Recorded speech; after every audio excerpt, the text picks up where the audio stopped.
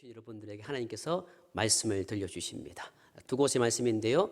먼저 시편 122편 6절 말씀과 고린도전서 8장 1절과 3절 말씀을 연이어 제가 봉독할 때 경청하시기 바랍니다. 시편 120편 6절 말씀입니다. 예루살렘을 위하여 평안을 구하라. 예루살렘을 사랑하는 자는 형통하리로다. 아멘. 고린도전서 8장 1절과 3절입니다. 우상의 제물에 대하여는 우리가 다 지식이 있는 줄을 아나 지식은 교만하게 하며 사랑은 덕을 세우나니 만일 누구든지 무엇을 아는 줄로 생각하면 아직도 마땅히 알 것을 알지 못하는 것이요 또 누구든지 하나님을 사랑하면 그 사람은 하나님도 알아주시느니라. 아멘. 다니엘 기도회를 통해서 연이어 도전을 받고 있습니다. 그 가운데 제 마음을 뛰게 하고 제 어떤 삶을 돌아보게 하는 찬양이 참 많습니다. 그 중에 최근에 불렀던 찬양 가사가 제 말씀을 준비하는 가운데 제 마음을 울리고 제 길을 보여줬던 가사가 있기에 함께 가사를 보기를 원합니다. 제 많은 이 세상은 내 집 아니네. 내 모든 보화는 저 하늘에 있네. 저 천국문을 열고 나를 부르네. 나는 이 세상에 정들 수 없도다. 오 주님 같은 친구 없도다. 저 천국 없으면 난 어떻게 하나. 저 천국문을 열고 나를 부르네. 나는 이 세상에 정들 수 없도다. 저 천국에서 모두 날 기다리네. 내 주 예수 피로 내 씻음 받았네. 나 비록 약하나 주님 날 지키리. 나는 이 세상에 정들 수 없도다. 저 영광의 땅에 나 길이 살겠네. 손잡고 승리를 외치는 성도들, 이 기쁜 찬송 하늘 울려 퍼지네. 나는 이 세상에 정들 수 없도다. 정말 이 가사 찬양을 부르는데 옛날 어릴 적 불렸던 그 찬양인데 최근에 부르지 못했던 그 찬양이 내 마음을 울려 주었습니다. 오늘 이 찬양 가사처럼 우리가 천국 문을 열고 나를 부른다고 합니다. 이 땅을 살아가면서 저 천국 문 끝에 우리의 길이 열려 있으며 또 오늘 주신 그 찬양 가사처럼 우리가 가야 할 길 끝에 천국 문이 열려져 있어야 하는 것입니다. 요즘 이 박한수 목사님, 강상 목사님을 통해 들려주신 말씀과 또 오전교회 목사님의 말씀과 간증자들의 말씀 가운데 우리의 눈에 들어오고 우리의 귀에 들어오는 단어 하나가 있습니다. 그건 종교인이라는 것입니다. 과연 우리는 종교인으로 예배를 드리는가 아니면 정말 신자로 살아가는가를 그 화두를 던지고 있습니다. 자, 그런 상황 속에서 우리가 걸어가야 할 그 길 끝에 과연 천국문이 열려져 있을까 아니면 다른 길이 열려져 있을까? 우리는 오늘 또 그 길을 걸어가고 있는 것입니다. 우리가 걸어가야 할 길, 3주 전부터 함께 말씀을 나눴는데 기쁨의 길, 감사의 길, 오늘은 우리가 걸어가야 할 길, 마지막 시간, 사랑의 길이라는 제목으로 함께 말씀을 나누고자 합니다. 다윗을 보면 참 하나님을 사랑했던 사람임을 우리가 성경을 통해서 알 수가 있습니다. 물론 삐끗했습니다. 한번 실수로 말미암아 다윗은 하나님을 향한 시선을 세상을 향해 보니까 실수를 한 적이 있겠지만 그의 전체 인생을 바라보면 다윗은 하나님을 참 많이 사랑했습니다. 또한 이 다윗은 예루살렘을 무척 사랑했습니다.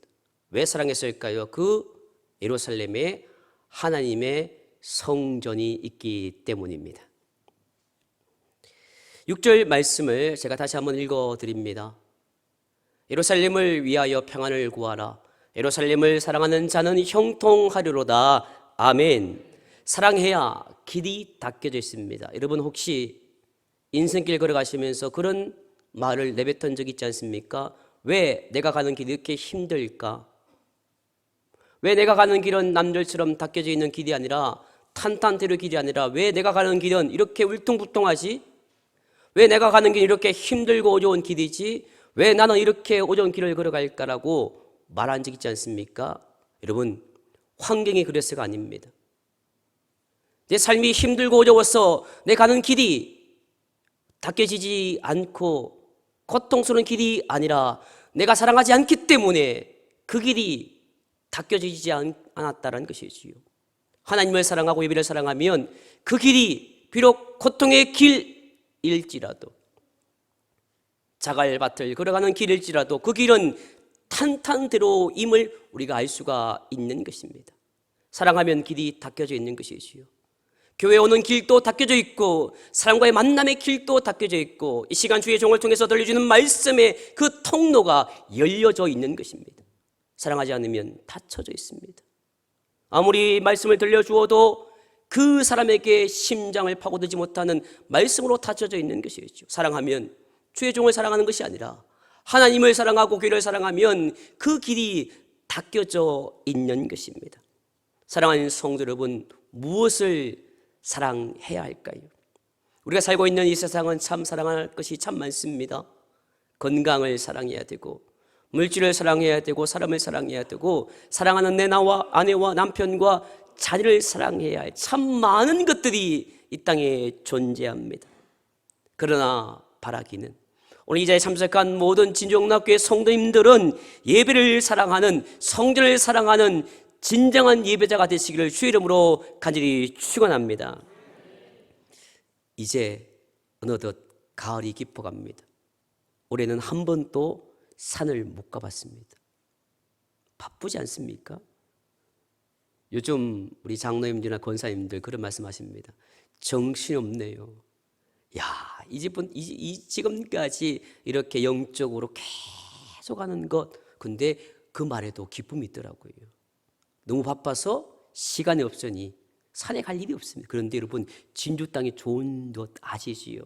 조금만 운전해 나가면 바다가 있고 산이 있습니다. 제가 2012년 이 교회 처음 오고 난 뒤 얼마 안 되어서 6월 6일 날 우리 지리산을 등반한 이후로 한 번도 못 가봤습니다. 그런데 산이 좋더라고요. 그 외에도 우리가 산을 참 많이 가지 않습니까? 가을 단풍도 구경하고 봄, 여름, 가을 참 산이 좋습니다. 자, 그런데 등산하는 그 산마다 꼭 빠지지 않는 것이 하나 있습니다. 그것은 막걸리 집입니다. 등산하고 옵니다. 정상까지 올라가서 등산하고 이제 몸이 가벼워졌는데 스스로 그것을 컨트롤합니다. 등산에서 몸이 너무너무 좋아지면 안 되니까 기름으로 나를 채웁니다. 그리고 술을 한잔 하면서 자기를 컨트롤하는 참 지혜로운 사람들이 산으로 갑니다. 자, 그런데 그 중에 많은 사람들이, 여러분은 그런 경험 안 했겠지만 많은 사람이 등산하고 나서 막걸리 한잔 하시면서 이런 말 합니다. 이 맛에 내가 등산하지. 아닌 척. 이 맛에 내가 등산하지. 그렇게 하면서 막걸리를 드시면서 파전을 먹고 그렇게 술을 흔한 채 산을 내려갑니다. 사랑하는 성도 여러분, 여러분들은 어떤 맛에 교회에 오십니까? 사람들 만나는 맛에 교회에 오십니까? 사람들과 교제하는 맛에 교회에 오십니까? 어떤 맛에 교회를 오십니까? 사람들이 나를 알아주는 맛에 교회에 오십니까? 그 사람들이 나를 알아주지 않는 그 맛을 잃었다고 원망하며 교회에 오지 않습니까? 우리는 주님을 사랑하기 때문에 교회에 와야 할 줄 믿습니다.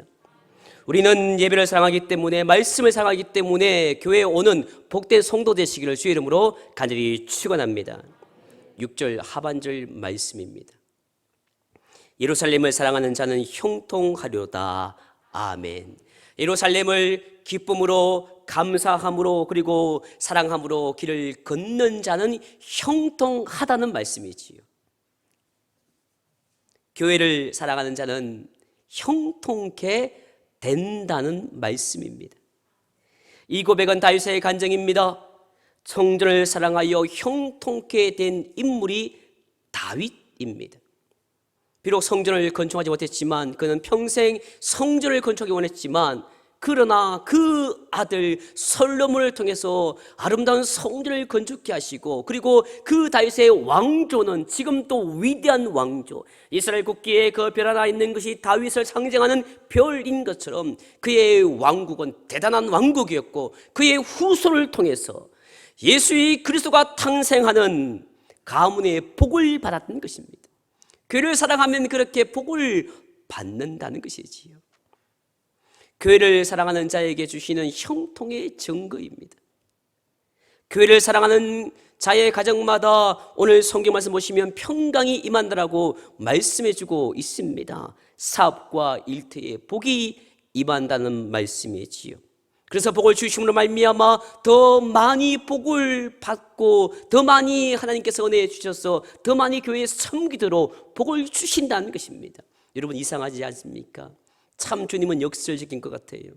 사람들은요, 돈이 있어야 무언가 베풀고요, 내가 조금 여유가 있고요, 한가해야 일을 한다고 합니다. 근데 교회는요, 그 반대입니다. 어떤 이는 그렇게 세상의 논리를 따라가는 이가 있습니다. 바빠서요, 제가 살기가 너무너무 힘들어서요, 교회 가는 게 너무 힘들어요. 주일날 딱 한 번 가는 것도 지금 최상이에요. 그러나 그렇지가 않습니다. 정말 힘들고 어려운 상황 속에서, 고난과 고통의 길 속에서 교회를 사랑하는 마음으로 섬기면 섬길수록 하나님은 힘을 주시고, 물질 없을 때 내가 물질을 말미암아 최선의 물질을 드리면 더 많은 물질 드릴 수 있도록 축복해 주시고, 건강 가운데 너무너무 힘들어서 지쳐있는 육신의 몸을 이끌고 나오면 더 많은 교회를 섬길 수 있도록 건강을 주신다는 것이지요. 이게 주님을 사랑하는 자가 받는 역설적인 복입니다. 사랑하는 성도 여러분, 교회를 사랑하는 마음이 없이 형통을 기대하지 마시기 바랍니다. 교회를 사랑하는 기초 위에 인생을 설계하는 지혜로운 자가 되기를 원합니다. 아무리 여러분 멋있게 설계한들 뭐합니까? 아무리 그 위에 아름다운 건축을 하고 아름다운 건물을 지으면 뭐합니까? 기초가 튼튼하지 않으면 무너지게 되어 있습니다. 교회를 사랑하는 마음에 기초를 튼튼히 하고 여기에 신앙의 집을 짓고 우리의 식분을 집을 짓고 자녀를 키우면 그 자손이 풍성한 복을 받음을 오늘 성경은 말씀해 주고 있습니다. 부디 교회를 가까이 하십시오. 죄송합니다. 나이가 들다 보니까 어르신들 한 말이 이제서야 확인됩니다. 교회는 가까울수록 좋아. 그 말이 이제는 이해되는 거예요. 교회를 가까이 하시기 바랍니다. 교회를 사랑하십시오. 하나님은 교회를 통하여 형통의 복을 주시기 때문입니다. 저도 여러분들에게 똑같은 복을 구하기를 원합니다. 여러분 모두가 평안이 있고 형통이 있고 복받는 인생 되시기를 주의 이름으로 간절히 축원합니다. 여러분, 아버지, 어머니들이 자녀들이 잘못되길 부모님 있으십니까? 한 명도 없어요. 저도 마찬가지입니다. 정말 우리 교회가 정말 형통하고 복받고 모두가 행복하고 그리고 하나님 주신 놀라운 축복을 누리기를 간절히 축원합니다. 그런데 말입니다, 한 가지 해야 할 일이 먼저 있습니다. 그 모든 복을 누리기 전에 우리가 해야 할 일은 것은 뭔가 하면 말씀드렸던 것처럼 우리가 걸어갈 그 길 가운데 기쁨의 길을 걸어가야 되고 감사의 길을 걸어가야 되고 사랑의 길을 걸어가셔야 하는 것입니다. 주님을 향해 걸어가는 길이 숲풀로 닫혀 있다면 그것은 안 되는 것이지요. 그런데 분명히 이정표에는 둘레길 올레길이라고 되어지는데 막상 그 길을 들어가니 숲풀로 가득 차 있는 것입니다. 돌아와야 되는 것이지요. 마찬가지입니다. 우리가 하나님께서 우리에게 예배의 길을 열어주시고 그 길을 걸어가는데 어떤 이는 아직도 숲풀로 닫혀져 있는 것입니다. 그저 교회당 오는 것이 힘들고 어려워서 예배당에 오는 것이 부담스러워서 오지 않던 이도 있을 것이고 물질로 관계로 삶으로 그 모든 길이 아직도 숲풀로 닫혀져 있는 사람이 있습니다. 그들에게 강력하게 말씀하십시오. 숲풀의 길을 헤치고 나오라고 말입니다. 예배의 길이 숲풀로 닫혀 있는 자들에게, 자녀에게, 아내에게, 남편에게, 그리고 우리 진정락교회 성도들에게 다시 그 길을 닦아내고 걸어가라고 권고할 때 우리의 예배가 회복되고 감사가 회복되는 교회가 될 줄 믿으시는 저와 여러분 되시기를 간절히 축원합니다. 함께 읽은 고린도전서 8장 3절 말씀입니다. 또 누구든지 하나님을 사랑하면 그 사람은 하나님도 알아주시느니라. 아멘. 여러분, 이 고린도전서의 배경을 아십니까? 이 고린도전서 8장의 배경은 우상에 대한 그 시비가 있었던 상황이지요. 그 당시 유대교로 개종한 이들과 함께 맺어있는 그 교회 가운데 문제가 있었습니다. 그 문제가 뭐라는가 하면 이방 신들의 이 사제들이 타락했습니다. 자, 여러분 저를 보십시오. 이 앞에 뭐가 있어요? 과일이 있지요. 자, 이 과일을 그 당시 사제를 생각하면요, 예배당에 우상에게 바쳐진 모든 것들은 사제가 다 가지고 있습니다. 그래서 우상 제물로 그 사제들이 바쳐진 모든 제물을 자기 것이었습니다. 그래서 바쳐진 모든 것을 자기가 먹고 남은 것은 어디로 팔았는가 하면 시장에 되팔았습니다. 그래서 우상 제물에 섬겨졌던 바쳤던 그 모든 과일과 그 모든 희귀하고 좋은 것들이 다시 시장으로 팔려가고 음식으로 먹여지니까 유대교로 개종한 그리스도인들이 욕을 하는 것입니다. 그것이 우상에게 바친 제물인 줄 알고 어떻게 모르고 먹느냐, 막 교회가 풀려 있는 것입니다. 그럴 때 바울이 말한 내용이 이 본문의 말씀이지요. 이 말씀이 무엇입니까? 정말 하나님을 사랑하는 사람은 하나님이 아신다는 것입니다. 무엇을 먹고 먹지 않느냐가 아닙니다. 무엇을 말하고 말하지 않느냐가 아닙니다. 하나님이 아신다라는 것이죠. 여러분, 오늘 예배 드리지 않습니까? 하나님이 아시는 거예요. 제가요 목사입니다. 설교를 제가 준비하면서 하나님이 그 모든 것을 아시는 거예요. 여러분도 마찬가지입니다. 하나님이 아신다는 것이었죠.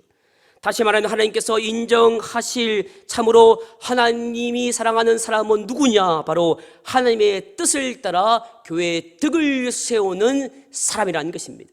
그 우상 제물이 누구에게 바쳤던 말든 그것을 먹든 말든 중요한 것은 교회의 덕을 세우려고 노력하는 사람이 하나님을 사랑하는 사람이라고 말씀해주고 있는 것이지요.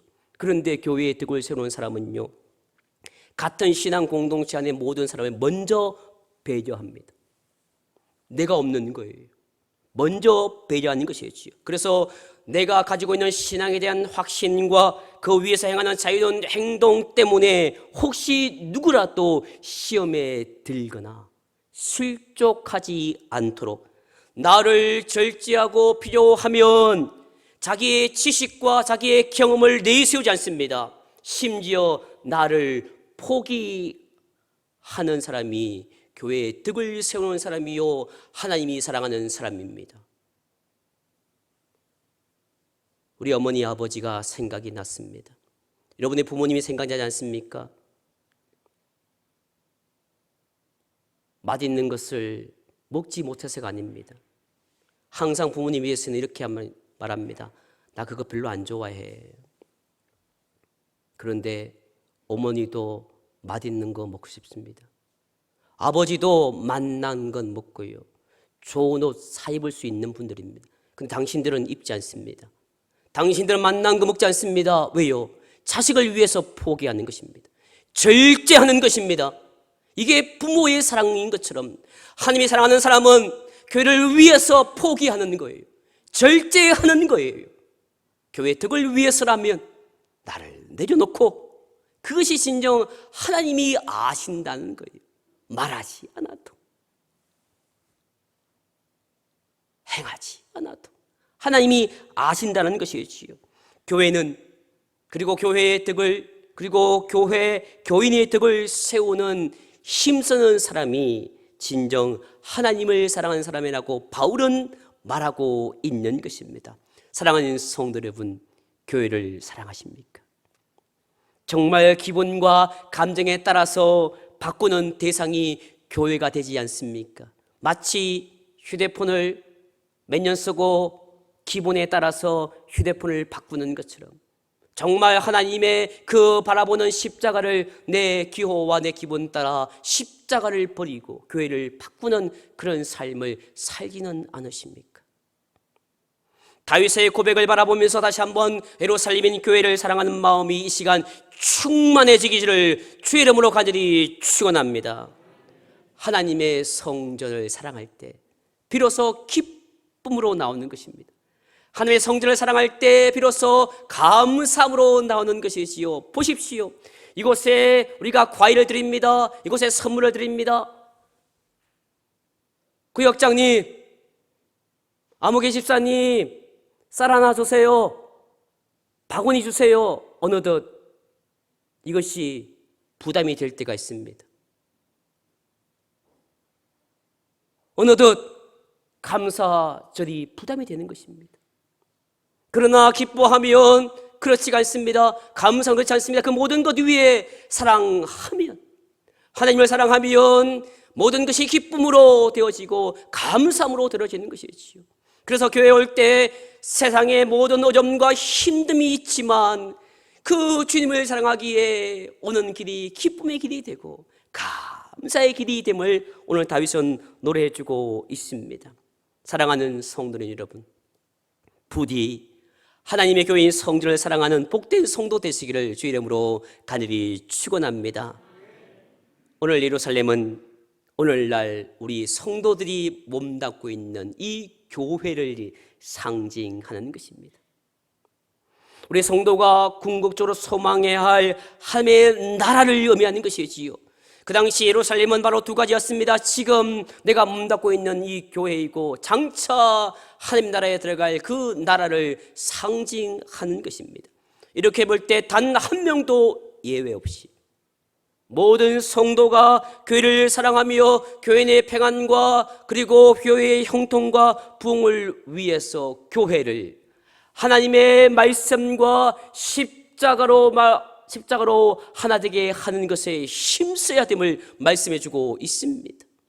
내가 비록 힘들고 어렵지만 그 상황 속에서 하나님의 말씀과 십자가를 중심으로 일치가 되는데 힘써야 됨을 말하는 것이지요. 그것이 교회라는 것입니다.